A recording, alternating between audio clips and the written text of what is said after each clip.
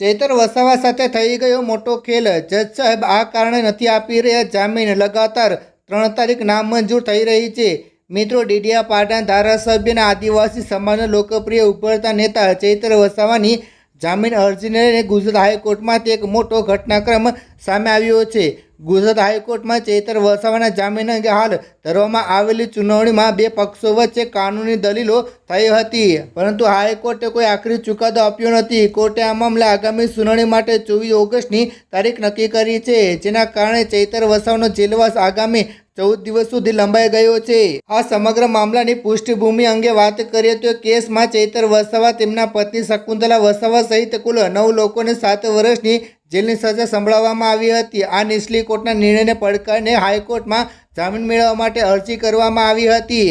આ મામલે અન્ય આરોપીઓને તો જામીન મળી ચૂક્યા છે, પરંતુ ચૈતર વસાવાના કેસમાં કાનૂની ગૂંચવણો અને જામીન પરની સુનાવણી સતત લંબાતી જોવા મળી રહી છે। 5 ઓગસ્ટ અને 7 ઓગસ્ટ બાદ ફરી યોજાયેલી સુનાવણીમાં પણ કોઈ આખરી નિર્ણય આવી શક્યો નથી। કોર્ટ કાર્યવાહી દરમિયાન ચૈતર વસાવાના વકીલે તેમને જામીન મળવા જોઈએ કે તે માટે અનેક મહત્વના મુદ્દાઓ પર ધારદાર રજૂઆત કરી હતી। તેઓએ દલીલ કરી હતી કે જનપ્રતિનિધિ તરીકે તેઓ લોકપ્રિય નેતા છે અને આ કેસના અન્ય આરોપીઓને મુક્ત કરવામાં આવ્યા છે, તેથી તેમને પણ જામીન મળવા જોઈએ। સામે પક્ષ સરકારી વકીલે જામીન અરજીઓ સખત વિરોધ કરતા કાનૂની તર્કો રજૂ કર્યા હતા। સરકારી પક્ષની દલીલ હતી કે જો ચૈતર વસાવા જેવા પ્રભાવશાળી નેતાને જામીન આપવામાં આવે તો તેની અસર કેસની તપાસની પ્રક્રિયા પર પડી શકે છે।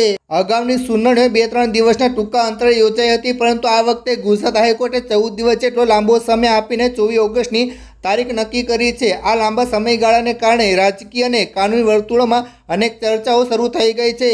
હવે સૌ કોઈની નજર 24 ઓગસ્ટ પર ટકેલી છે। શું કોર્ટ બંને પક્ષોની દલીલો ધ્યાનમાં રાખીને જામીન મંજૂર કરશે કે પછી અરજી ફગાવી દેશે? આ સાથે જ સમય લંબાવવાને કારણે ચૈતર વસાવાના ધારાસભ્ય પદ કે તેની અસર થશે કે નહીં, તે મામલે પણ સવાલો ઊભા થઈ રહ્યા છે। મિત્રો, તમે આ બાબતે શું કહેવા માંગો છો? નીચે કમેન્ટ કરી જરૂર જણાવજો અને જેમ બને તેમાં વિડીયો શેર કરો, વોટ્સઅપ, ફેસબુક પર ફેલાવી દો, લોકોને દેખાડો, જેથી કરીને બધાને જાણ થાય। ધન્યવાદ। આ સિવાય ખંડણીના મામલામાં પણ સરકારે કોર્ટને જણાવ્યું હતું કે પીડિત વનકર્મીએ પોતાની બેંકમાંથી સત્તાવાર રીતે રૂપિયા ઉપાડીને આ રકમ ચૂકવી હતી, જેના પાકા બેંકિંગ પુરાવા અને ટ્રાન્ઝેક્શન ડિટેલ્સ સરકાર પાસે ઉપલબ્ધ છે। આ તમામ મજબૂત પુરાવાઓને કારણે ચૈતર વસાવાનો પક્ષ કાનૂની રીતે ઘણો નબળો પડતો દેખાઈ રહ્યો છે।